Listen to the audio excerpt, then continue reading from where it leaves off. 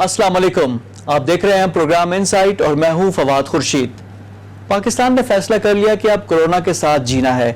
इस सिलसिले में आज पाकिस्तान इंटरनेशनल एयरलाइंस PIA की डोमेस्टिक फ्लाइट भी आज परवाज उसकी भी हो गई। कराची से लाहौर उसकी परवाज हुई और अब डोमेस्टिक ऑपरेशंस भी बहाल होने शुरू हो गए हैं पाकिस्तान में। ये सारी कंटिन्यूटी है प्राइम मिनिस्टर इमरान खान की, जो कल के जो स्टेटमेंट थी, ट्रांसपोर्ट खोलने की अपील उन्होंने की थी। कल पंजाब यानी पीर के दिन पंजाब और खैबर पख्तूनख्वा में पब्लिक ट्रांसपोर्ट भी खुल जाएगी। सिंध इस मामले में थोड़ा सा अभी शशोपंज का शिकार है, लेकिन बाकी जगहों पर मामूलात ज़िंदगी अब आहिस्ता आहिस्ता वापस आना शुरू हो गए हैं। पाकिस्तान ने फैसला कर लिया, वज़ीर आज़म इमरान खान ने कहा कि अब कोरोना के साथ ही हम लोगों ने अपनी ज़िंदगी करनी है, एहतियात करनी है, लेकिन ज़िंदगी भी मामूल की तरफ आना शुरू हो जाएगी। शेख रशीद अहमद ने भी आज प्रेस कॉन्फ्रेंस की। उन्होंने कहा कि ट्रेनें भी बिल्कुल तैयार हैं, कल या परसों यानी पीर और मंगल को ट्रेनों का भी फैसला हो जाएगा। ईद से पहले महदूद पैमाने पर 24 ट्रेनों का उन्होंने कहा कि हम शुरू कर सकते हैं, 24 घंटे में ये ऑपरेशन बहाल हो सकता है। लेकिन शेख रशीद ने सिर्फ ट्रेनों की बात नहीं की। उन्होंने कहा कि शहबाज शरीफ का भी ईद के बाद गिरफ्तारी उनको नजर आ रही है। उन्होंने कहा कि लॉकडाउन में लॉकअप में जाने का भी प्रोग्राम तैयार है। ना सिर्फ शेख रशीद ने शहबाज शरीफ के मुतालिक ये कहा, साथ ही साथ शहजाद अकबर और शिबली फराज जो वजीर इत्तलात हैं, उन्होंने भी आज प्रेस कॉन्फ्रेंस की। वहां पर भी उनका ये कहना था कि शहबाज शरीफ सवालात का जवाब नहीं दे रहे। शहजाद अकबर जो कि मुशीर भी हैं और एडवाइज़र भी हैं, उनका ये कहना है इंफॉर्मेशन, शिबली फराज जो इंफॉर्मेशन देख रहे हैं, जो एहतसाब है और इंटीरियर मिनिस्ट्री है वो शहजाद अकबर के पास है। शहजाद साहब पहले भी शहबाज शरीफ के बारे में बातें करते रहे। अब उन्होंने कहा कि अगर आपके अकाउंट में पैसा आ गया तो आपको उसका हिसाब देना होगा। उनका ये कहना था कि पाकिस्तान मुस्लिम लीग नवाज की मरियम औरंगजेब कहती हैं कि जो भी ट्रायल है, जो किक बैक के पैसे का शहबाज शरीफ ने लिया है, उसका हिसाब मनी ट्रेल आपको देनी होगी। तो उसका जवाब दिया शहजाद अकबर ने कि अगर आपके अकाउंट में पैसे आ गए तो आपको उसका हिसाब देना होगा। दूसरी जानिब मुस्लिम लीग नवाज की तरफ से भी लफ्जी गोलाबारी जारी है। उनका ये कहना था कि आटा और चीनी रिपोर्ट छुपाई जा रही है, उसके नाम क्यों नहीं सामने लेकर जा रहे। तो सियासी महाज भी गर्म है। तो कोविड का भी एक पाकिस्तान की जंग जारी है और दूसरी तरफ सियासत भी है। ये दोनों महाज अपनी जगह पे हैं।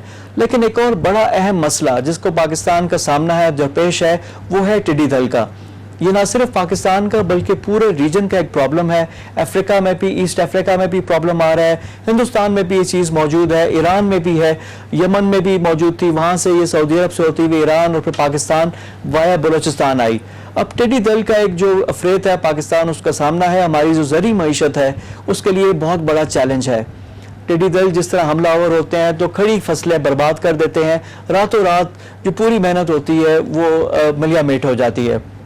इस सारी सूरत हाल में पाकिस्तान की तैयारी क्या है, आज इस पे भी हम गुफ्तगू करेंगे। हमें ज्वाइन करेंगे सूबा सिंध के जो वजीर ज़राअत हैं इस्माइल राहू साहब, उनसे हम गुफ्तगू करेंगे। साथ ही साथ पाकिस्तान में जो इंडस्ट्री इम्पैक्ट हो रहा है कोविड की वजह से, उस पर भी हम गुफ्तगू करेंगे। फार्मास्यूटिकल इंडस्ट्री के रिप्रेजेंटेटिव भी हमारे साथ मौजूद होंगे और Pakistan automotive parts manufacture association वो भी हमारे साथ आज प्रोग्राम में शामिल होंगे। लेकिन आगाज गुफ्तगू करेंगे वजीर ज़राअत सिंध इस्माइल राहू साहब। सबसे पहले उनसे गुफ्तगू करेंगे इस्माइल राहू साहब से कि सिंध की क्या तैयारी है कोविड के मामले में। वफाक और सिंध की लड़ाई अपनी जगह पे, जो टिड्डी दल का जो एक प्रॉब्लम है उसमें क्या वफाक और सिंध कोई ताउन कर रहे हैं आपस में, उस पर भी हम गुफ्तगू करेंगे। इस्माइल राहू साहब हमें ज्वाइन करेंगे। इस्माइल राहू साहब अस्सलाम वालेकुम and welcome to the show. वालेकुम सलाम। इस्माइल साहब कोविड की तो बात आपसे करेंगे, लेकिन जो टिड्डी दल की जो अफरेत है, जो प्रॉब्लम है, जो कि अब सिंध में भी हमलावर है, जनूबी पंजाब में भी है, उसकी क्या तैयारी है हमारी? देखें, ये गुज़श्ता साल मई से हमारे पास शुरू हुई थी और आपको पता है ऑलमोस्ट तकरीबन इसको 1 साल होने वाला है। ये गुज़श्ता साल फरवरी के महीने में यमन से ईरान, ईरान से फिर बलूचिस्तान पहुंची, फिर मई के महीने में ये सिंध में डेजर्ट खैरपुर के नारो डेजर्ट में पहुंची, जहाँ से फिर ये दूसरी जगह फैली। उस वक्त भी हमने कोशिश की, हमने अपने सिंध गवर्नमेंट ने अपने इकदाम भी किए, हमने अपनी फील्ड टीम्स बनाई, मुख्तलिफ किस्म की इमरजेंसी नाफिज की, हर तहसील हर जिले हेडक्वार्टर पे हमने सेंटर्स बनाए, कंप्लेंट सेंटर्स बनाए, जो इस वक्त तक हमारे पास काम कर रही हैं। इस वक्त भी सिंध गवर्नमेंट की, इस वक्त मैं आपको बताऊं कि हमने इसका मरकजी सेंटर, इमरजेंसी सेंटर हैदराबाद में बनाया हुआ है और तमाम मुतासरा अजला जो हैं या हो सकते हैं एक्सपेक्टेड मुतवक्के जो हैं, उनमें हमने कंट्रोल इमरजेंसी सेंटर बनाए हुए। तहसील सतह तक हम अपने उनको लेके गए। हमने एक मोबाइल ऐप सर्विस भी जारी की हुई है ताकि कहीं से भी कंप्लेन आए तो हम उसको इमीडिएटली रिस्पॉन्स कर पाएं। और इस कंप्लेंट सेंटर्स के लिए हमने रिस्पांस करने के लिए हमने हर तहसील में एक अपनी टीम बनाई हुई है, फील्ड टीम, जिसके पास स्प्रेयर्स भी हैं और गाड़ियां भी हैं ताकि वो इमीडिएटली पहुंच सकें। लेकिन ये आपको जैसे राहुल साहब, इसका नुकसान का तखमीना कितना है, कि कितना एस्टिमेट किया आप लोगों का, कितना इसका असर हो सकता है? मैंने जो अभी हमने इंतजाम जो किए हैं, इकदाम उठाए सिंध गवर्नमेंट ने, मैं वो उसको आपको बता रहा हूँ कि हमने पिछले साल हमने 16 पावर पंप्स लिए, हमने 1000 दूसरे मैनुअल पंप्स लिए, हमने इस वक्त भी कोई बूम जो पंप्स हैं वो 45 हमने लिए हुए हैं, और भी हम जो ट्रैक्टर माउंटेड स्प्रेयर हैं वो ले रहे हैं। 1.25 लाख लीटर हमने लैम्डा जो पेस्टिसाइड ली हुई है। लेकिन अब इसका जो इम्पेक्ट है आप इससे अंदाजा लगा सकते हैं कि जो सर्वे वाले हैं, जो इंटरनेशनल इदारे, फूड एंड एग्रीकल्चर ऑर्गेनाइजेशन है या इंटरनेशनल और जो इदारे हैं, उन्होंने जो वार्निंग दी हुई है, उन्होंने जो आगाही दी हुई है, और उन्होंने बताया है कि तकरीबन जो पाकिस्तान का 3 लाख किलोमीटर एरिया जो है वो इसकी लपेट में या हमले में आएगा जो आने वाले दिन है। उनका कहना है कि ये जो जितनी पिछली साल टिड्डियां आई थी, टिड्डी दल आई थी, उससे आने वाले दिनों में कोई ये अभी जो आएगी वो 10 मरतबा ज्यादा होगी, यानी 1000% ज्यादा होगी, 10 टाइम्स मोर होगी जो अभी आने वाली होगी।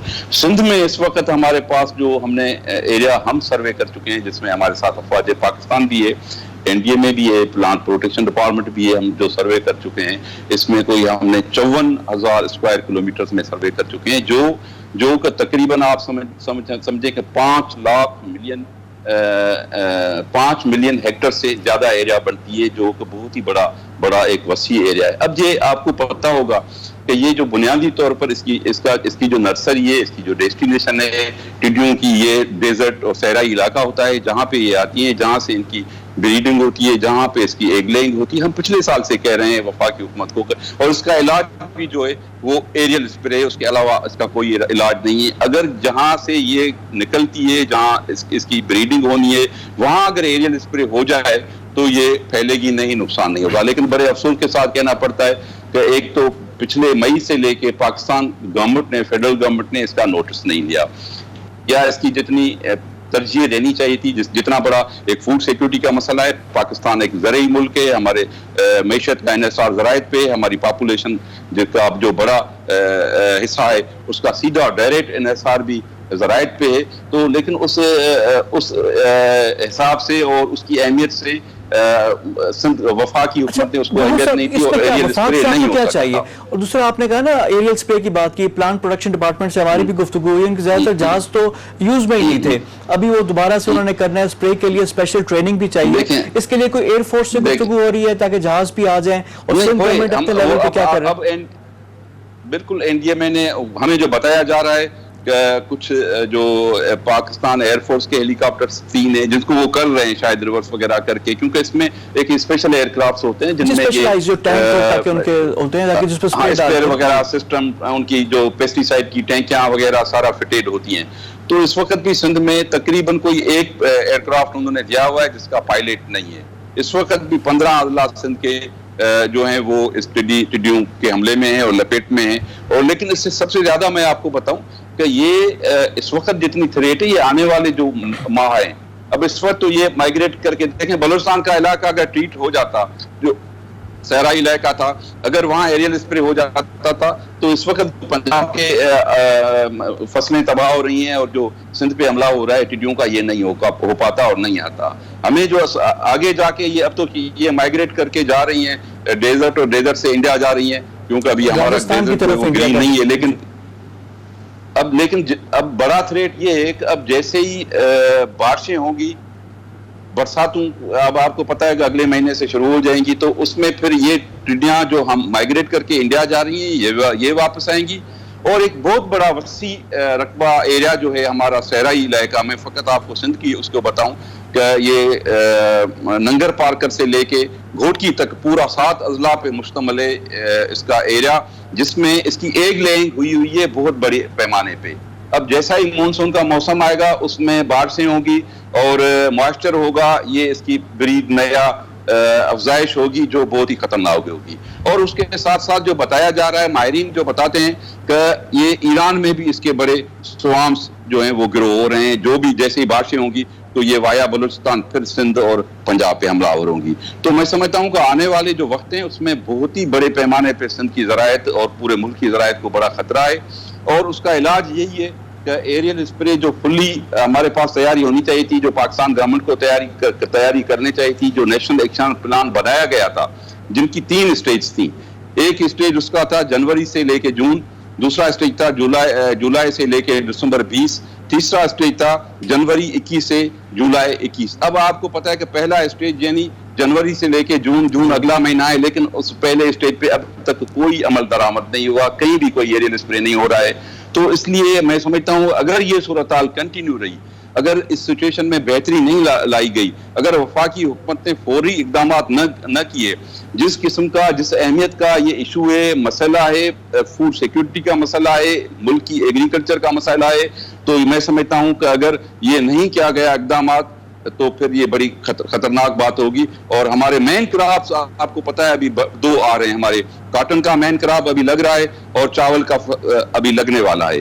तो ये मेन क्रॉप्स अभी हमारे बड़ी थ्रेट में होंगे, उसके साथ सब्जियां वगैरह, घास वगैरह बहुत खतरा है उसको। तो मैं हमने तादाद में आते हैं कि तो खेतों के खेत रातों रात ही खा जाते हैं सारे। अभी भी जो आपके एरियल ट्रैवल है उसमें भी प्रॉब्लम आ रही है। अभी सिबी की फुटेज आ रही थी कि इतने टेडी दल है कि आप ड्राइव नहीं कर पा रहे थे, कि जब ये आते हैं पूरा आसमान में अंधेरा छा जाता है, इतना ज्यादा इनकी तादाद। ये स्वाम्स, इसके स्वाम्स बनते हैं, फिर ये जब आते हैं जहां भी इनका पड़ाव होता है तो ये ज्यादातर जहां पड़ाव करते हैं पहले तो दरख्तों पे बैठते हैं, अगर वहां दरख्त ना हो तो फिर ये नीचे जो फसल होती है, क्रॉप, घास वगैरह जो भी इनको मिल जाए, तो ये बिल्कुल जहां भी आते हैं इनका जो था वो खत्म कर देते हैं। ये फसलें बिल्कुल फिर दोबारा लगानी पड़ती हैं या बिल्कुल ही खत्म हो जाती हैं। तो मैं समझता हूं कि हम उम्मीद करते हैं हमें जो आसरा दिया गया है, लेकिन अभी जो कुछ इकदाम वफाकी हुकूमत ने किए हैं उनसे बड़ी मायूसी हुई है, क्योंकि ये पिछले मई से है। अब आप देखें इतना बड़ा थ्रेट था ज़राअत को, जो हम ज़राई मुल्क है पाकिस्तान, अब मई से लेके इसका वफाकी हुकूमत ने जो इसके लिए इकदाम उठाने के लिए वफाकी हुकूमत ने मीटिंग की है पहली, वो जनवरी में, यानी 8 माह के बाद पहली मीटिंग हो रही है, 9 माह के बाद। अच्छा, लेकिन इसी से एक और जो बहस चल रही है मुल्क में वो 18वीं तरमीम की है कि 18वीं तरमीम के बाद सूबों को काफी हद तक डिवॉल्व कर दिए गए चीजें। तो अब इसी के लिए जो काउंटर आर्ग्यूमेंट बना रहे हैं वो ये कि 18वीं तरमीम की वजह से काम काफी इफेक्ट हो रहे हैं, कि पहले इस तरह नहीं होता था, अब सूबों को भी ऑन बोर्ड करना पड़ता था। इस सारी बहस पे वेयर डू यू स्टैंड, आपका क्या इसमें मौकफ है? ये बिल्कुल साहब, बिल्कुल ये जो कहा जा रहा है, बिल्कुल ये जो दूसरी बातें 18वीं तरमीम के लिए कही जाती हैं उनमें से ये एक भी है। हम तो कहते हैं हमें हवाले कर दें, लेकिन अभी तक भी आप देख लें उसके जो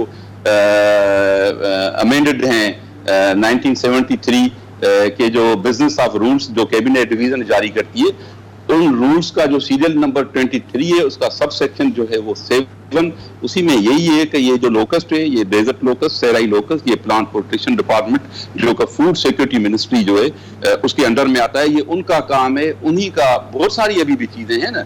अब ये कहा तो जाता है, लेकिन अब आप बताएं फूड मिनिस्ट्री का जो उन्होंने बनाई है वो क्यों बनाई है? ये बहुत सारी, ये अगर 18वीं तरमीम के तहत बहुत सारे इख्तियारात जो वफाक सूबों को मिल गए तो फिर उनमें मुदाखलत कैसे की जाए, उसमें इंटरफेयर कैसे किया जाए, ये फिर मुख्तलिफ किस्म की मिनिस्ट्रियां बना दी गई हैं। अब ये जो फूड मिनिस्ट्री है, ये वफाकी फूड सिक्योरिटी मिनिस्ट्री, ये एग्रीकल्चर में, लाइव स्टॉक में, फिशरीज में और फूड में, ये बिल्कुल उसका इंटरफेयर है, मुदाखलत है, वो करते हैं। और ये तो अभी कानूनन जो पाकिस्तान के जो कैबिनेट डिवीजन के रूल्स बनाए हुए हैं उसके तहत उनका मैंडेट है, उनकी रिस्पॉन्सिबिलिटी है। ये वो रिस्पॉन्सिबिलिटी वो नहीं करते कि हमारी रिस्पॉन्सिबिलिटी नहीं है। जो हमारी इजलास हुए हैं आज तक जितनी मीटिंग्स हुई हैं उन तमाम इजलासों में उन्होंने उससे स्केप नहीं किया, वो उन्होंने नहीं माना कि ये हमारी रिस्पॉन्सिबिलिटी, लेकिन हम करेंगे जी, ये कर रहे हैं, वो कर रहे हैं, इतना बात नहीं है, इतनी थ्रेट नहीं है जितनी आप पेश करते हैं, जितना आप बताते हैं, जितना आप सिनारियो पेश करते हैं। आप तो बड़ा खौफनाक भयानक किस्म की सिचुएशन जो है पेंट करके बनाते हैं हालात तो वैसे बड़ी संगीन है। और देखिए ये पाकिस्तान का मसला भी नहीं है, ये रीजनल मसला है, अफ्रीका में भी, ईस्ट अफ्रीका में, इंटरनेशनल मसला है, वो है मिडिल ईस्ट में, उसके बाद आपका इंडिया में भी आएगा। तो इसका रीजनल रिस्पॉन्स भी सोचना पड़ेगा, क्योंकि ये एक मुल्क पे महदूद नहीं है, कोई बॉर्डर वीजा लेकर नहीं जाती, ये तो हर जगह पे आ रही है। और ये तो देखिए ना, ये तो फेडरल गवर्नमेंट का काम है ना कि ये पूरा इसको रीजनल सतह पे ले जाए, ताकि कोऑपरेट करके ये, चलो अभी तो कोविड का मसला है, हम 2 माह से या 3 माह से 2 माह से इसमें लगे हुए हैं, लेकिन ये तो पिछले मई का मसला है, इसको 1 साल हो गया। 1 साल में ये हुकूमत इंटरनेशनल इशू पे इस मामले को रेज करती और उस पे इंटरनेशनल जो और ममालिक जो हैं जिनके पास एक्सपर्टी है, जिनके पास फैसिलिटीज हैं, जिनके पास एयरक्राफ्ट हैं, अगर वफाकी हुकूमत कोई 1-2 अरब रुपया 3 अरब रुपया इतने सारे ज़राए के लिए खर्च नहीं कर सकती थी, आप देख लें कि इतना बड़ा थ्रेट है, सारा कंट्रीब्यूशन एक्सपोर्ट में हमारा ज़रायत का है। जी, और कॉटन की फसलें अभी जो सदर्न पंजाब में इफेक्ट हो रही है, कॉटन की बेल्ट है पूरी, वहां पे फसलों का 30% तक तखमीना के इम्पैक्ट हो सकता है, खराब हो सकती हैं फसलें। बिल्कुल, जो सिंध में भी हुआ है इस वक्त काटन का फसल जो बिल्कुल अभी ताजा लगा हुआ है, जो बड़ा पौधा नहीं हो गया, 2-3 पत्तों पे मुश्तमिल है, उसको बिल्कुल ये सत्यानाश कर देती है, बिल्कुल ही खत्म कर देती है उसको। अच्छा, अब एक लोकस्ट और ट्रेड डील की हमने गुफ्तगू कर ली, साथ साथ कोविड का भी एक है। कोविड में भी वफाक और सिंध आमने सामने है, काबीना में आप ही बैठे हुए हैं। अब वफाक की तरफ से कुछ और इंस्ट्रक्शन आ रही है, सिंध गवर्नमेंट किसी और डायरेक्शन में जा रही है। अभी जो मजहबी जुलूस के मामले में बड़ी लेदे होने शुरू हो गई है, इल्जामात आ रहे हैं कि जी वैसे मसाजिद बंद कर दी, मजहबी जुलूस की इजाजत दे दी, सिंध गवर्नमेंट ने पैट्रनाइज किया। अब ये सारी तनकीद किस हद तक जस्टिफाइड है? देखें, हमारी पहले ही कोशिश थी सारे इस सिलसिले में कि हम जो कुछ काम करें वो मिल के काम करें, कोऑर्डिनेशन के साथ करें, इफ़ाहम और तफ़हीम के साथ करें, इत्फाक राय से करें, जो भी फैसले हों। यूनानी मसले हमने पहले इनिशिएटिव्स लिए और वो इनिशिएटिव्स थे जिसको अप्रिशिएट किया गया, फकत पाकिस्तान लेवल पे नहीं, इंटरनेशनल लेवल पे जो दुनियावी इदारे थे उन्होंने भी अप्रिशिएट किया और उन फैसलों की को दुरुस्त समझा गया, तभी तो तकलीद की गई उन फैसलों की। दूसरे प्रोविंसेस में भी की, वफाक ने भी की। लेकिन अब वो जो थी उसको अब कैसे सारे सिंध गवर्नमेंट का जो मामला था, अभी भी आपको बताया, अभी अगर आप हम क्या कह रहे थे, अभी भी हम ये कह रहे थे कि यार जो एक्सपर्ट है इस मामले में, ये हेल्थ का मसला है ना, ये हेल्थ इश्यूज हैं, ये डॉक्टरों का मसला है, ये प्रोफेसरों का मसला है, ये जो एक्सपर्ट्स हैं उस पे वो हमें क्या एडवाइस करते हैं, उनकी क्या गाइडलाइन है, या ट्रांसपोर्ट पे भी सिंध का मौका फर्क आ गया। केपी ने खोल दिया, पंजाब खोल रहा है, सिंध कह रहा है कि जी ट्रांसपोर्ट, वजीर ट्रांसपोर्ट आपके वैस कादर ने कहा कि जी हम नहीं खोलना चाहते, प्रॉब्लम्स हो जाएगी। रेलवे पे भी आप लोगों का मौका डिफरेंट है। हम इसलिए डिफरेंट रखते हैं कि ये वर्ल्ड हेल्थ ऑर्गेनाइजेशन कहती है, ये डॉक्टर्स कहते हैं, ये फकत सिंध के डॉक्टर्स नहीं कहते, ये पंजाब के डॉक्टर्स भी यही बात करते हैं, ये इस्लामाबाद के डॉक्टर्स भी यही बात करते हैं, ये केपी के डॉक्टर्स भी यही बात करते हैं। वो कहते हैं नॉर्मल आ रही है, इटली और स्पेन में आ गई है, वापस ईरान में आ गई है। की गैदरिंग को अवॉइड करें, सोशल डिस्टेंस रखें, आप जो तरीकेकार दिया हुआ है, अगर जो SOP के तहत, अब देखें गवर्नमेंट एक तरफ वफाकी हुकूमत कहती है कि जी बहुत ही बढ़ेगा, ये इतना बढ़ेगा का अंदाजा, ये जो हम जिस स्पीड से इंक्रीज हो रहे हैं, देखें 4 दिन की, खाली 4-5 दिन हमने मार्किस खोलिए, जो नरमी लाई गई इसमें, उसमें देखें आप कितनी इजाफा हुआ है, एकदम इजाफा हुआ है, जो पहले इजाफा इतना शदीद नहीं हुआ था जितना अभी हो रहा है।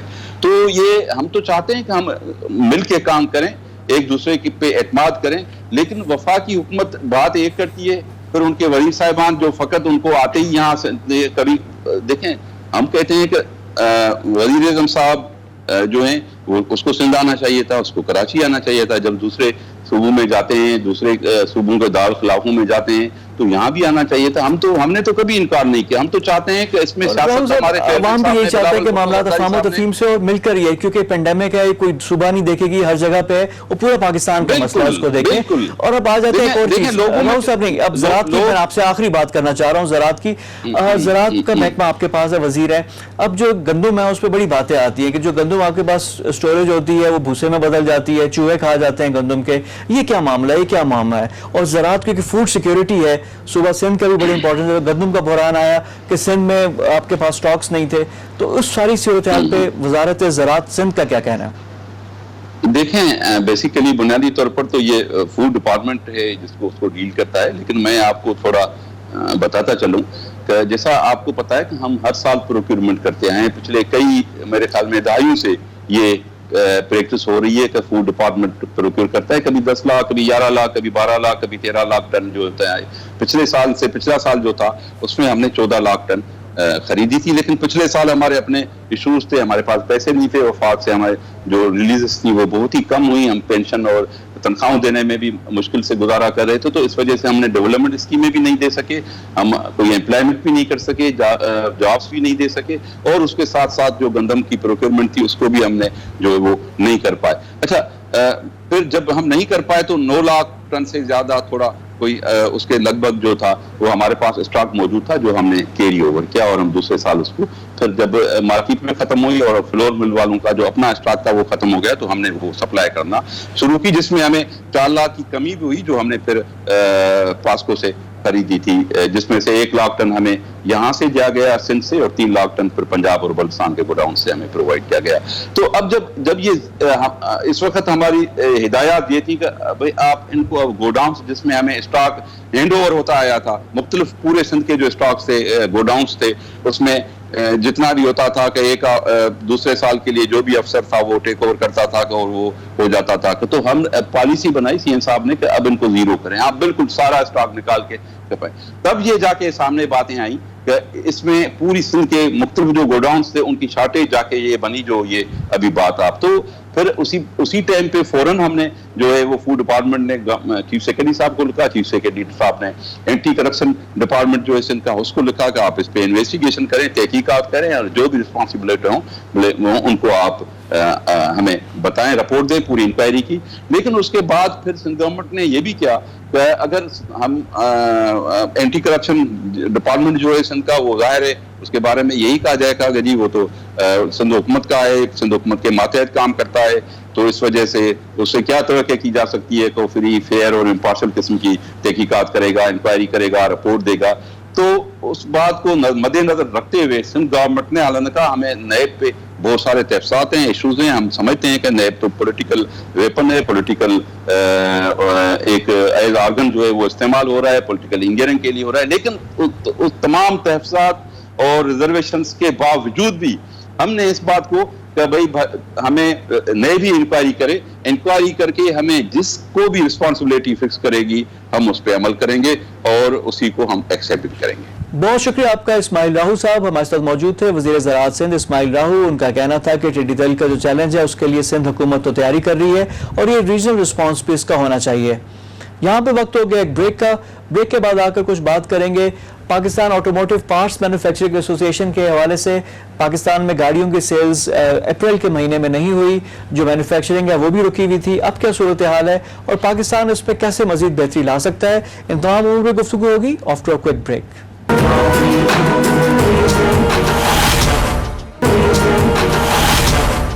ब्रेक के बाद प्रोग्राम में दोबारा खुश आमदीद। प्रोग्राम में अब हमें ज्वाइन करेंगे Pakistan association of automotive parts and accessories manufacturers PAAPAM के साबिक सदर मशहूद खान साहब, ऑटोमोटिव एक्सपर्ट भी हैं, उनसे हम गुफ्तगू करेंगे। पाकिस्तान में अप्रैल के महीने में गाड़ियों की सेल्स जीरो रही। पाकिस्तान में मैन्युफैक्चरिंग भी जो कोरोना वायरस की वजह से कम थी, लेकिन साथ साथ सेल्स कम है। ना सिर्फ कोरोना बल्कि कोरोना से पहले भी जो हमारी ऑटोमोबाइल इंडस्ट्री है वो काफ़ी हद तक अंडर प्रेशर थी और वहाँ पे भी हम देख रहे थे कि सेल्स भी कम हो रही थी और मुसलसल गिरावट थी, यानी नेगेटिव टेरिटरी में ये सारी चीज़ें मौजूद थी। तो मशहूद खान साहब से हम गुफ्तगू करेंगे सारे इश्यूज़ पे और जो ऑटोमोटिव पार्ट्स मैन्युफैक्चरर्स हैं उनको क्या मुश्किलात का सामना है, वो क्या क्या चैलेंजेस उनके सामने हैं, उस पर भी गुफ्तगू करेंगे। मशहूद साहब अस्सलाम वालेकुम and welcome to the show. Mashhood साहब, कारों की सेल्स तो नहीं हुई अप्रैल में, लेकिन जो प्रॉब्लम है ये कंटिन्यू कर रहा था पहले से ही, कोरोना से पहले ही। जो इसका इम्पैक्ट आया है आपके जो एसोसिएशन है उस पर कितना है और पाकिस्तान इससे कैसे जल्दी निकल सकता है?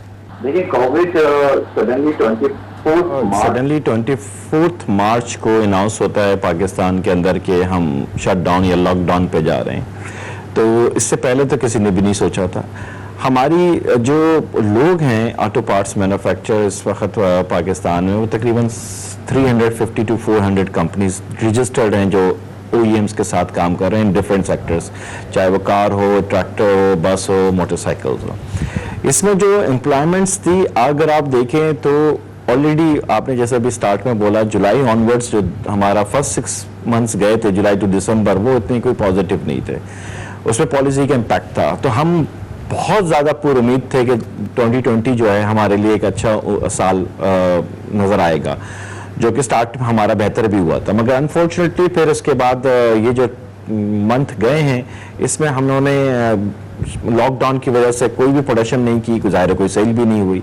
इस वक्त जो क्राइसिस आया हुआ है हमारे पास, हमारे जो मेम्बरान्स हैं उसमें माइक्रो स्मॉल इंटरप्राइजेस है जिनके लिए बहुत मुश्किल है अपने स्किल वर्कर्स को मेंटेन करना। इनके लिए हमने गवर्नमेंट ऑफ पाकिस्तान की मुख्तलिफ पॉलिसीज़ भी आई, बड़ी अच्छी थी, मगर वो लार्ज स्केल के लिए तो कह सकते हैं, मगर एक मीडियम और स्मॉल इंटरप्राइजेस के लिए वो नहीं है। इंटरेस्ट फ्री लोन हमने रिक्वेस्ट की थी कि हमारे लोगों के एम्प्लॉयज़ के लिए दिया जाए। सिर्फ एम्प्लॉयमेंट्स नहीं है, एम्प्लॉयज़ की सैलरी नहीं है, दूसरे ओवरहेड्स भी हैं। ये जो माइक्रो स्मॉल इंटरप्राइजेस होता है ये 20 और 15 to 20 बेस एम्प्लॉयज़ पे बेस कर रही होती है ये कंपनी, और ये बड़ी ही सेल्फ सफिशिएंट होती है, ये इसने स्किल्स डेवलप किए हुए होते हैं। तो ऐसे लोगों को सपोर्ट करने की गवर्नमेंट की कोई पॉलिसी अनफॉर्चुनेटली नहीं आई। उम्मीद है कि शायद अभी कोई अगले दिनों में ये लोग कुछ पेश कर सके। यानी आपकी क्या डिमांड क्या है कि क्या होना चाहिए, गवर्नमेंट क्या कर सके? हर कोई गवर्नमेंट की तरफ ही देख रहा है कि जी गवर्नमेंट रिलीफ दे। अब सैलरीज के मद में तो उन्होंने स्टेट बैंक ने भी एक स्कीम मुतारिफ करवाई है और उसमें छोटे कारोबार के लिए उसमें किया हुआ है। तो क्या कंक्रीट चीज़, क्या लॉन्ग टर्म के लिए क्या? क्योंकि देखिए मसला अभी का नहीं है, कोविड से पहले भी जिस तरह हमने बात की था, लार्ज स्केल मैन्युफैक्चरिंग पाकिस्तान की ओवरऑल डाउन थी, इंडस्ट्रियल ग्रोथ हमारी बहुत कम है, तो उनके लिए कोई फंडामेंटल कोई चेंजेस करनी पड़ेंगी ना हमें। नहीं, देखें आपने अभी ये सही कहा, स्टेट बैंक ऑफ पाकिस्तान ने जो सैलरी की बेसिस पे एक स्कीम लॉन्च दी है वो 3% पे दी है इंटरेस्ट पे, और उसके अगेंस्ट वो कोलेटरल मंगवा रहे हैं, कोलेटरल रखवाने की बातें कर रहे हैं। मैं बात कर रहा हूँ आपसे माइक्रो एंड स्मॉल इंटरप्राइजेस। ये वो कंपनीज होती हैं जो मेजोरिटी जिनके पास अपने कोई कोलेटरल नहीं है जो वो रखवा सके गवर्नमेंट ऑफ पाकिस्तान के पास या स्टेट बैंक के पास। तो यहाँ पे आप हमसे गारंटी ले लीजिए, वो जो कि हमारे सप्लायर्स हैं, OEMs के साथ हम काम कर रहे हैं, यही हमारे लिए सबसे बड़ी गारंटी है। वो तो कर दी है जी, और उसमें फेडरल गवर्नमेंट भी आ गई है, फेडरल गवर्नमेंट में भी उसका क्या रिस्क वो भी बेयर करेंगे। अदर देन दैट ये है कि ग्राउंड रियलिटी ये है कि आपके माइक्रो स्मॉल इंटरप्राइजेस को इस स्कीम्स का एडवांटेज नहीं हुआ। आप पढ़ लीजिए, जब ये स्टेट बैंक ने अनाउंस की उसके बाद लार्ज स्केल वालों ने कितनी रजिस्ट्रेशन की है और स्मॉल इंटरप्राइजेस ने कितनी एप्लीकेशन जमा कराई हैं, तो आप कंपेरिजन खुद कर सकते होंगे, मुझसे बेहतर फैसला आप करेंगे। और ये जैसे स्टेट बैंक की भी रिपोर्ट भी आ रही है कि ज्यादातर तो बड़े, तो उनका भी यही है कि फोकस है कि स्मॉल मीडियम इंटरप्राइजेस को करें। अच्छा, अब आपके सेक्टर के स्पेसिफिक हम आ जाते हैं, बात करते हैं, क्योंकि आप लोग जो बड़े मैन्युफैक्चरर्स हैं उनको पार्ट सप्लाई करते हैं। पाकिस्तान में इंडस है, सुजुकी है, बड़े बड़े होंडा के प्लांट्स लगे हुए हैं, आप लोग उसको पार्ट सप्लाई कर रहे हैं। लेकिन मसला तो वहाँ का भी है ना, क्योंकि उनकी डिमांड कम हो गई है, कुव्वत खरीद से लोगों की बाहर चली गई है सूरत हाल। अब कोरोना के बाद जब मईशत आएगी तो लोगों के पास तो पहले ही बुरे हालात हैं, क्योंकि सिर्फ आप लोग नहीं, पूरा मुल्क ही बंद था, हर जगह पे इसका इम्पैक्ट आया है। इंटरेस्ट रेट रिजीम पहले ही बहुत हाई थी, अब वो कम आ रही है, उसका भी फायदा होगा। प्लस जो कि बाहर से आप लोग चीज़ें मंगवा रहे हैं, क्योंकि सारा जो गाड़ियां जो है ऑटोमोबाइल इंडस्ट्री है सिर्फ आप लोगों पे बेस नहीं कर रही, बाहर से भी किट्स मंगवा रही है। तो ये ओवरऑल इंडस्ट्री के प्रॉब्लम्स भी काफ़ी ज़्यादा हैं। जी बेशक, ये लॉकडाउन के बाद कोई ऐसा नहीं है कि हमारी इंडस्ट्रीज में बहुत बूम आ जाएगा। हम आने वाला कल कोई अच्छा नहीं देख रहे, खुलने के बाद भी हमें कई चैलेंजेस का सामना करना पड़ेगा। उन चैलेंजेस के लिए डेफिनेटली हमें इंटरनल अपनी सिस्टम्स को, अपनी इंटरनल पॉलिसीज़ को बेहतर करना पड़ेगा, मगर अगेंस्ट इन सब के बावजूद हमें गवर्नमेंट ऑफ पाकिस्तान से एक पॉलिसी बनवानी पड़ेगी जो आने वाले कल के लिए, आज चाहे अभी यूएसए चले जाएं, यूएसए की ऑटोमोबाइल इंडस्ट्रीज के अंदर भी आया है, वो बेल आउट की पैकेजेस की बात कर रहे हैं, यूरोप के अंदर भी। हम जिस कंट्री में हैं तो डेफिनेटली हमारी कंट्री में भी इस ऑटोमोबाइल इंडस्ट्रीज को आपको कोई बेल आउट पैकेज बनाने पड़ेंगे, देने पड़ेंगे, क्योंकि ये एक बेस है। आप अपने जैसे अभी आपने कंस्ट्रक्शन इंडस्ट्रीज को एक अच्छी पॉलिसी दी है, मैं समझता हूँ इस 2 साल में बहुत एडवांटेज मिलेगा, पाकिस्तान की इकोनॉमी में बेहतर आएगा। इसी तरह अगर 2 इयर्स के लिए आप ऑटोमोबाइल इंडस्ट्रीज के लिए भी एक अच्छी पॉलिसी दें, बेल आउट पैकेज दें, तो आज आपके 3 बड़े आपने नाम लिए, 2 बड़े नाम आप मिस कर गए हैं जिसमें होंडा और किया भी है। आज ये टॉप 5 ब्रांड्स पाकिस्तान में एग्जिस्ट कर रहा है, तो ये एक अच्छी अपॉर्चुनिटी होगी कि इसकी वजह से हमारी वॉल्यूम को इंक्रीज कर सके। वॉल्यूम इंक्रीज करने के लिए जो अभी स्टेट बैंक पॉलिसी बना रहा है, डेफिनेटली इसका इम्पैक्ट इकोनॉमी में इंशाल्लाह ताला आएगा, मगर मैं समझता हूं कि ऑटोमोबाइल्स और ऑटो पार्ट्स मैन्युफैक्चर के लिए भी एक आपको पॉलिसी आने वाले कल के लिए बनानी पड़ेगी। अच्छा, लेकिन एक गिला भी सुन लें जरा, क्योंकि एक पहले भी जो पॉलिसी बनी थी डिलीशन की बनी थी कि जब प्लांट सारे आए थे, बाहर की कंपनी आई थी, तो उन्होंने कहा कि ऐसा ऐसा सारा माल पाकिस्तान में बनेगा, तमाम की तमाम गाड़ियां कंप्लीटली पाकिस्तान में बनेगी, जिस पे अमल दरामद अभी तक नहीं हो सका, वट एवर द रीजंस। लेकिन एक होना चाहिए था ना डिलीशन प्रोग्राम के तहत, उसमें आप लोगों का भी रोल बड़ा इंपॉर्टेंट है कि आप लोगों की कैपेसिटी नहीं है कि आप ना बना सकें, या उन कंपनीज का इंटरेस्ट नहीं था, ये हुआ क्या इसमें? देखिए, इसका आपने अच्छा सवाल किया। इसका दो मैं बस मुख्तसर से बयान कर देता हूँ। पाकिस्तान की motorcycle industry 90% above localise part है। पाकिस्तान में ट्रैक्टर इंडस्ट्रीज 90+ लोकलाइज पार्ट है। तो ऐसा नहीं है कि हमारे अंदर कैपेसिटी या कैपेबिलिटी नहीं थी कि लोकलाइज नहीं कर सके। हमें ये 2 सेक्टर्स में मिला। ट्रक एंड बसेस में अनफॉर्चुनेटली वॉल्यूम हमारा इतना नहीं है, 6000 और 4000 हम वॉल्यूम ईयरली बना रहे हैं, उनके लिए ज़रा सा मुश्किल है। मगर हमारी लोकलाइजेशन लेवल इन 2 सेक्टर्स में तो आप 90+ पे हैं। तो ये डेफिनेटली डिलीशन पॉलिसी का इम्पैक्ट लोकलाइजेशन पे होगा। और आज जैसे सिनेरियो में मैं आपको बताऊं कि इस वक्त पाकिस्तान को ना सिर्फ हमारे entrepreneurs, auto parts manufacturer, OEM और गवर्नमेंट पाकिस्तान, हम सबको बैठ के ये सोचना होगा कि हमें अपनी लोकलाइजेशन बढ़ानी चाहिए। इसके एडवांटेजेस क्या है? इसकी एडवांटेजेस डेफिनेटली आपकी कॉस्ट सेविंग होगी। इसके एडवांटेजेस क्या है? इसकी एम्प्लॉयमेंट्स होगी। इसके एडवांटेजेस क्या है? आपकी स्किल डेवलप होगी ताकि आप इस रीजन से बाहर निकल सकें। तो आने वाले दिनों में हमें ये सोचना चाहिए। एक WTO था जिसकी वजह से आपने पॉलिसीज में चेंजेस की कि आप रीजन से ले लें, आप डिफरेंट कंट्रीज से ले लें। मगर अब मैं ये समझता हूँ कि इस पॉलिसी के तहत आपने देख लिया इकोनॉमी में कोई इतना बूम नहीं आया। तो जो स्किल्स जिस मुल्क में मौजूद है उसमें आपको अपनी आपको अपग्रेड करना होगा। और टेक्नोलॉजी वाइज पाकिस्तान इलेक्ट्रॉनिक्स में, मैकेनिकल्स में, इंजीनियरिंग सेक्टर्स में एक अच्छी से रख रहा है। तो मैं समझता हूँ कि ऑटोमोबाइल्स में ये मजीद लोकलाइजेशन। लेकिन मशहूर साहब, यहाँ पे एक और चीज़ है कि आप लोग एक्सपोर्ट्स क्यों नहीं करते? सबसे बड़ा क्रिटिसिज्म आप पे, अगर आप इतने अच्छे मैन्युफैक्चर 90% आप मोटरसाइकिल्स में आ गए, ट्रैक्टर्स में आ गए, आप अच्छे पार्ट्स बनाते हैं, तो वो एक्सपोर्ट क्यों नहीं होते? पाकिस्तान क्यों ट्रेडिशनल एक्सपोर्ट्स में फंसा हुआ है? वही टेक्सटाइल, वही ज़राअत की चीज़ें हम कर रहे हैं, तो ये इस जगह पे हम क्यों नहीं आते? फिर जो हमारी गाड़ियाँ इतनी महंगी हैं, अगर आप पड़ोसी मुल्क से, भारत से मवाजना करें, तो वहाँ पे वही गाड़ियाँ तकरीबन 30-40% कम कॉस्ट पे अवेलेबल हैं। तो पाकिस्तान में क्यों इतना महंगा, और प्लस हम एक्सपोर्ट्स क्यों नहीं कर रहे? दोनों सवाल के जवाब। नहीं, सबसे पहले तो मैं ये बताऊं कि हमारे ऑटो पार्ट्स मैन्युफैक्चरर्स, इसमें टॉप अगर मैं ले लूँ तो 20 to 25 कंपनीज ऐसी हैं जो पाकिस्तान से दुनिया के 53 ममालिक में एक्सपोर्ट कर रहे हैं। तो ये परसेप्शंस हमारे लोगों की अवेयरनेस नहीं है एक्चुअली हमारे सेक्टर्स में कि हम लोग क्या क्या नहीं, हम रेडिएटर पाकिस्तान से एक्सपोर्ट जी वो है, लेकिन हम यहाँ से बहुत कम है ना, वैल्यू बहुत कम है। बहुत अच्छी बात है। 2 चीजें होती हैं मार्केट में। एक तो ये है कि आप अगर एक्सपोर्ट में हिट करना चाहते हैं तो आप सप्लाई चेन का हिस्सा बने, जो कि इंटरनेशनल OEMs की सप्लाई चेन है, तो वो आपको वॉल्यूम मिलेगा डेफिनेटली। दूसरी मार्केट एक्सपोर्ट में आती है, वो आफ्टर मार्केट होती है। तो हम लोग पाकिस्तान से जो भी एक्सपोर्ट कर रहे हैं वो आफ्टर मार्केट कर रहे हैं। आप अगर सप्लाई चेन का हिस्सा बनना चाहते हैं तो उसके लिए आपको ज़ाहिर है पाकिस्तान का इस वक्त जो वॉल्यूम है वो वॉल्यूम इतना हमारी स्मूथ नहीं है कि हम हाई वॉल्यूम पे चले जाएं। जहां आप मिलियंस की कार्स बना रहे हैं, 10 लाख बनती है, 15 लाख बनती है, 2 मिलियंस बनती है, मोर देन दैट 5 मिलियन की गाड़ी है, तो उसके लिए आपको सप्लाई चेन को मजबूत करना होगा। यस, ये राइट टाइम है, आपकी अच्छी बात है। ये बहुत अच्छा इस वक्त टाइम ऐसा है कि मैं अभी आपको सिर्फ एक्सपोर्ट की बात बता देता हूँ। 3 मुल्कों से अभी मेरी बात हो रही है।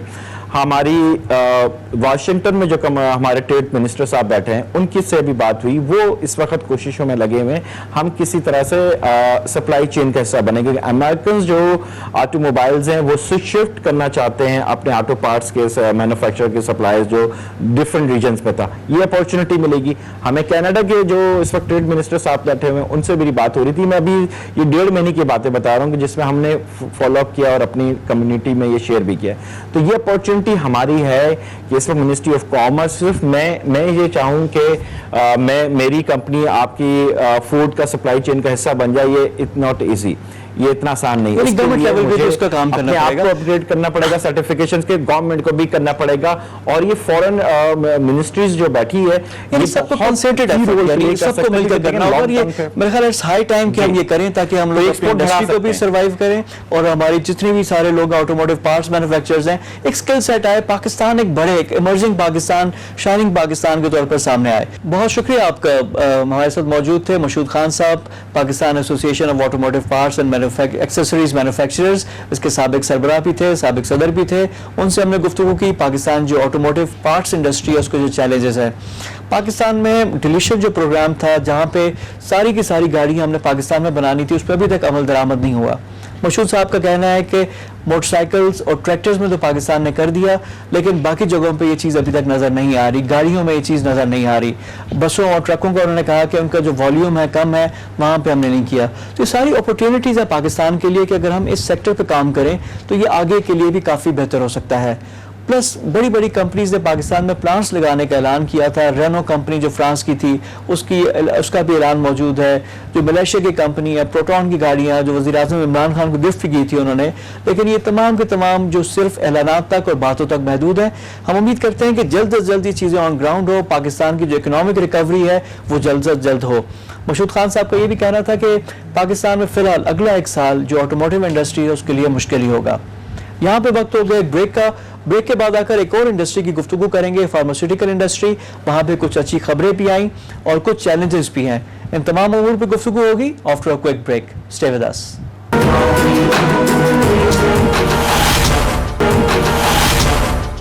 ब्रेक के बाद प्रोग्राम में दोबारा खुश आमदीद।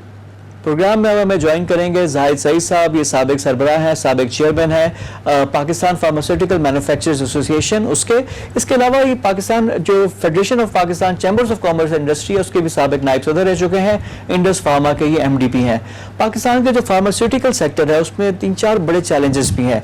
जो हमारा रॉ मटेरियल है वो पहले हिंदुस्तान से आता था। जब पाकिस्तान ने इंडिया के साथ जब हमारे हालात ख़राब हुए, पिछले साल तजारत बंद हुई, पहले फरवरी में, जहाँ पे भारत का जो अभिनंदन भी आए थे जिनको हमने वापस भेज दिया था, उस सारी सूरत हाल के बाद सूरत हाल काफ़ी ख़राब थी।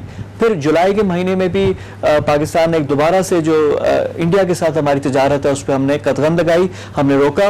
इसका इम्पैक्ट आ रहा है पाकिस्तान फार्मास्यूटिकल इंडस्ट्री पे, क्योंकि हमारा जो रॉ मटेरियल है पाकिस्तान फार्मा जो इंडस्ट्री है वो इंडिया से हासिल करती है और चाइना से। अब इंडिया से जब हमारा इन्हिसार ख़त्म हुआ तो चाइना तक आने में जो फार्मास्यूटिकल इंडस्ट्री के मुताबिक 6 से 8 माह लगते हैं। तो वो चैलेंज अपनी जगह पे मौजूद है। पाकिस्तान में दवाइयों की किल्लत हुई। जो एंटी रेबीज़ वैक्सीन है, जो कुत्ते के काटने की जो वैक्सीन है उसकी भी शॉर्टेज हुई, जिसके हवाले से आपने खबरें भी देखी। फिर जो सांप के काटने का जो वैक्सीन है, जो एंटी स्नेक सेरा है, उसकी भी किल्लत हुई क्योंकि वो भी इंडिया से आता था। इसी तरह कुछ लाइफ सेविंग ड्रग्स हैं जो इंडिया की तरफ से पाकिस्तान आते थे, उसमें पाकिस्तान को कई चैलेंजेस का सामना है।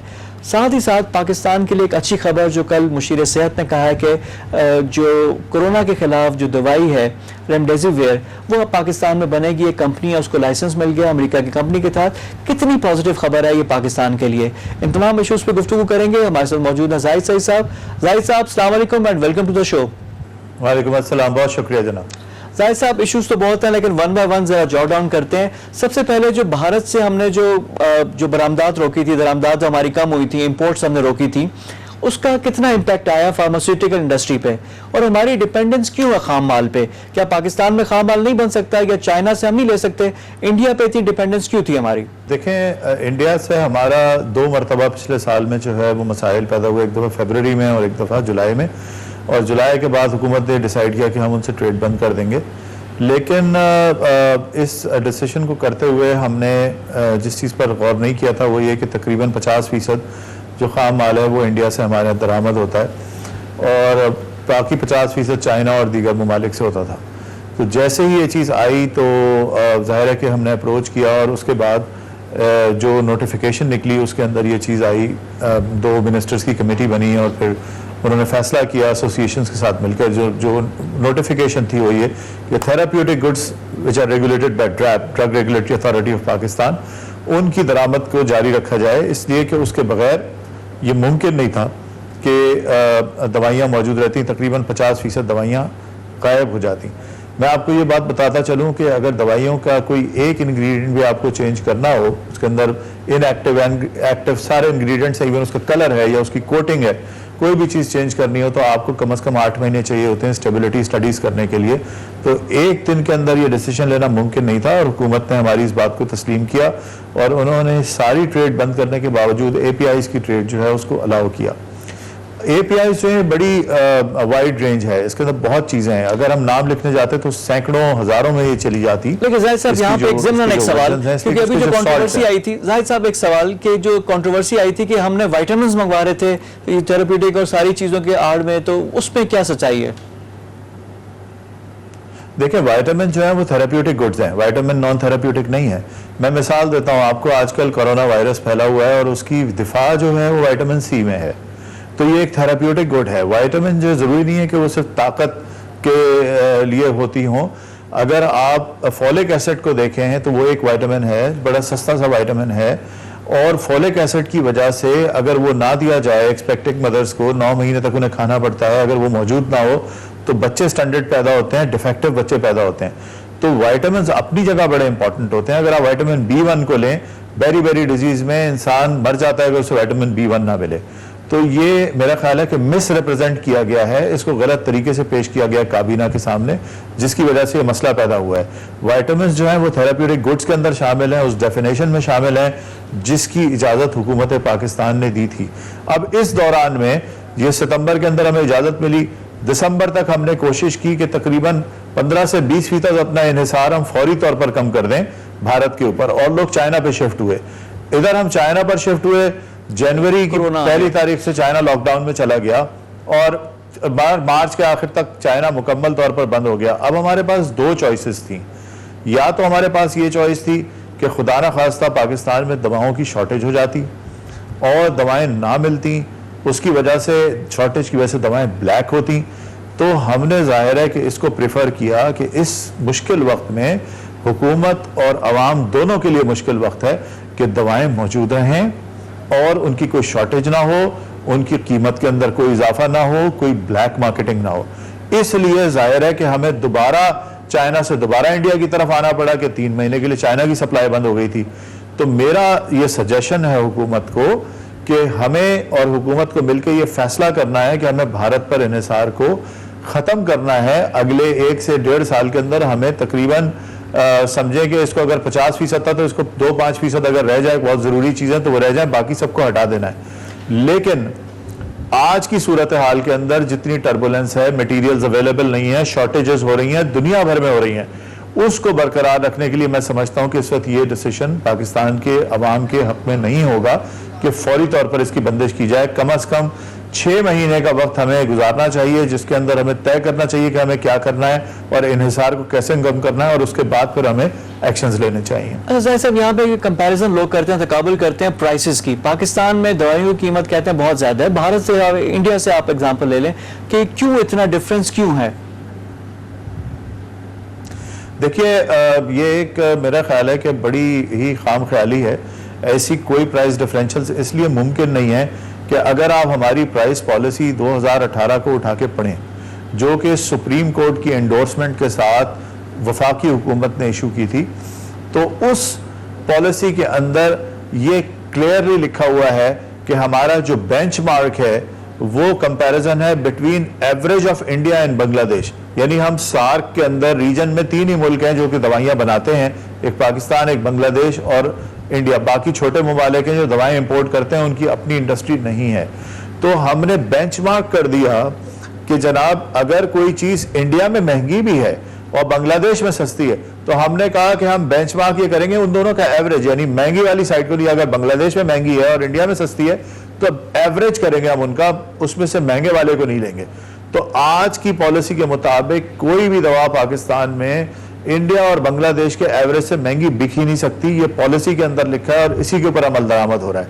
ये अलग बात है कि हमारे यहाँ ये इंप्रेशन है, और एक चीज़ ये भी है कि क्योंकि जो भारत की करेंसी है उसके 1 रुपये के मुकाबले में हमारा तकरीबन 1 रुपया 80 पैसा बनता है, तो खुद ब खुद वो आपको उसके अंदर डिफरेंशियल नज़र आता है। लेकिन ये बेंचमार्क अपनी जगह बिल्कुल मजबूती से कायम है। इसलिए मैं यकीन दिलाना चाहता हूँ कि मुमकिन ही नहीं है कि किसी भी ड्रग को आज प्राइस मिले पाकिस्तान में तो वो इन दोनों ममालिक से ज़्यादा हो। अच्छा, अब एक और पॉजिटिव खबर जो कल जफर मिर्जा साहब ने, जो मुशीर सेहत है, उन्होंने भी कहा कि जो एक कोरोना के खिलाफ जो एक ड्रग है रेमडेसिविर, उसकी पाकिस्तान में मैन्युफैक्चरिंग अलाउ कर रहे हैं, यानी लाइसेंस अमेरिकन कंपनी है पाकिस्तान को दे रही है। ये कितना बड़ा ब्रेक थ्रू है पाकिस्तानी फार्मा इंडस्ट्री के लिए?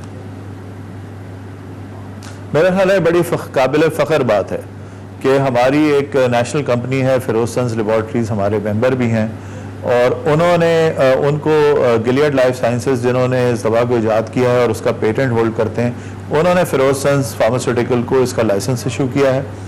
और फिरोज सन्स पहले भी उनके पार्टनर थे दीगर अद्वियात के अंदर, और उन्होंने उन्हीं के साथ इस पार्टनरशिप को एक्सटेंड किया है। तो इस रीजन में इंडिया और पाकिस्तान को, यानी हमें पाकिस्तान को इंडिया के बराबर रखा गया है कि वहाँ भी लाइसेंसिंग हुई है और पाकिस्तान में भी लाइसेंसिंग हुई है। मेरा ख्याल है इसके नतीजे में न सिर्फ ये होगा कि पाकिस्तान में रेमडेसिविर जो है वो निस्बतन सस्ते दामों में कंपेयर टू जो वो अमेरिका में मिलती है, यूरोप में, उसके मुकाबले में सस्ते दामों में पाकिस्तान में मिल सकेगी।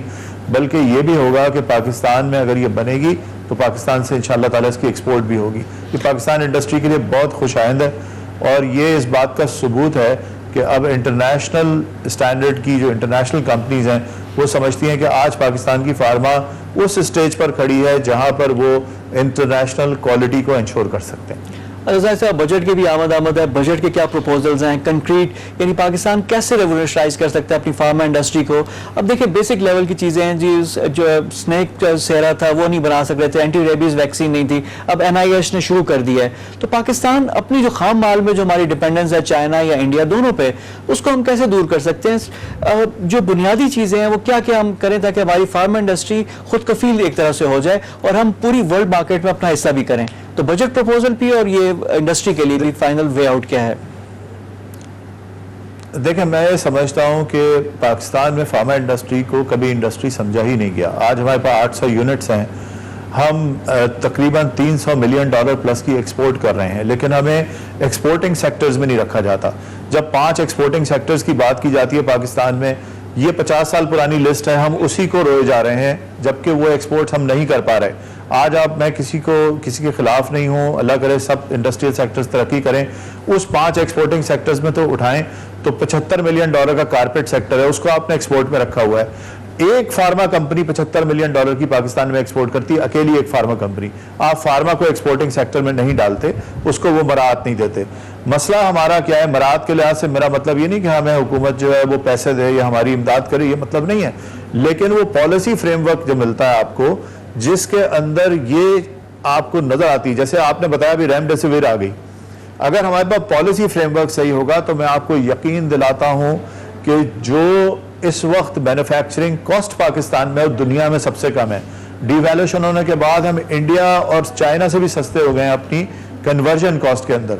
अगर हमारे पास पॉलिसी फ्रेमवर्क होगा, अगर हमें 5 एक्सपोर्टिंग सेक्टर्स में डाला जाए, तो मैं आपको यकीन से ये बात बताता हूं कि दुनिया की, अमेरिका की, यूरोप की, जापान की, ऑस्ट्रेलिया की, दुनिया की तरक्की याफ्ता मुल्क पाकिस्तान में अपने रॉ मटेरियल्स बनवाने के लिए पाकिस्तानी फार्मास्यूटिकल कंपनी से आएंगे। टेक्नोलॉजी ट्रांसफर होगा, हमारी एक्सपर्टीज बढ़ेगी, हमारी ह्यूमन रिसोर्स ट्रेन होगी और उनका लेवल अपग्रेड होगा। और जब भी ये मुमकिन है कि हम टेक्नोलॉजी ट्रांसफर के जरिए, जिस तरह इस चीज को इंडिया ने अट्रैक्ट किया है कि दुनिया का 50-60% अब रॉ मटेरियल वहां बन रहा है, हम अगर अपने यहाँ पॉलिसी फ्रेमवर्क सही देंगे, फार्मा सेक्टर को रिकग्नाइज करेंगे, तो मैं आपको यकीन से बताता हूं कि 3 साल के अंदर, मैं ये आपके सामने दावा कर रहा हूं और इसकी जिम्मेदारी लेने को तैयार हूं कि आप हमें एक्सपोर्टिंग सेक्टर्स के अंदर डाल दीजिए, पॉलिसी फ्रेमवर्क हमारा सही कर दीजिए, हमारी इंडस्ट्री को उसी तरह रिकग्नाइज कीजिए जिस तरह फार्मर्स आप जो है वो एक्सपोर्टिंग सेक्टर्स को करते हैं। 3 साल के अंदर हम टेक्सटाइल के बाद सबसे बड़ा एक्सपोर्टिंग सेक्टर होंगे पाकिस्तान का।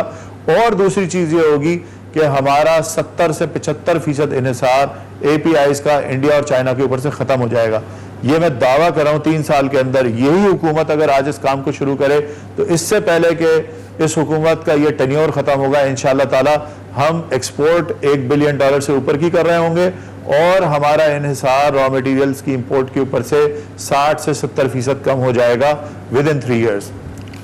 और ये बड़ी पॉजिटिव बात है। इसी नोट पे आपसे इजाजत चाहेंगे। जाहिद सईद साहब हमारे साथ मौजूद थे, साबिक ये chairman Hindustan pharmaceutical manufacturers association के। बहुत बड़ा दावा किया, उनका कहना है कि अगर एक्सपोर्ट के जो 5 सेक्टर्स हैं उनमें अगर फार्मास्यूटिकल इंडस्ट्री को शामिल किया जाए तो एक्सपोर्ट 3 साल में 1 बिलियन तक और टेक्सटाइल के बाद सबसे बड़ा सेक्टर बन सकता है। उन्होंने कहा कि पॉलिसी फ्रेमवर्क भी बेहतर करें। एक बहुत खुशाइंद एक खबर पाकिस्तान फार्मा सेक्टर की तरफ से, एक अच्छी खबर आई थी कल के जो रेमडेसिविर जो ड्रग है वो पाकिस्तान की कंपनी है, उसको भी लाइसेंस मिल गया, वो भी बनाएगी पाकिस्तानी। यानी पाकिस्तान में बहुत पोटेंशियल है, बहुत चीजें हैं जो हम कर सकते हैं। फार्मास्यूटिकल इंडस्ट्री पे उसकी एक एग्जांपल है। फिलहाल हम डिपेंडेंट हैं इंडिया और चाइना पे खाम मटेरियल के लिए। चाइना के जो प्रॉब्लम है तो इस वजह से इंडिया अभी मजीद 6 महीने हमें कैरी करना पड़ेगा, लेकिन साथ साथ पॉलिसी बनाकर हम इससे भी निकल सकते हैं। इसका भी मुतबादल हमारे पास हल मौजूद हैं। मजीद उन्होंने ये कहा कि कोविड का भी जो इम्पैक्ट है वो फार्मा इंडस्ट्री पे भी है, लेकिन पाकिस्तान की फार्मा इंडस्ट्री इतनी रिजिलियंट है कि इसका मुकाबला कर सकती है। ये तो था आज का प्रोग्राम इनसाइट। कल मजीद मौजूआत के साथ आपकी खिदमत में हाजिर होंगे। तब तक के लिए फवाद खुर्शीद को इजाजत दीजिए। खुदा हाफिज।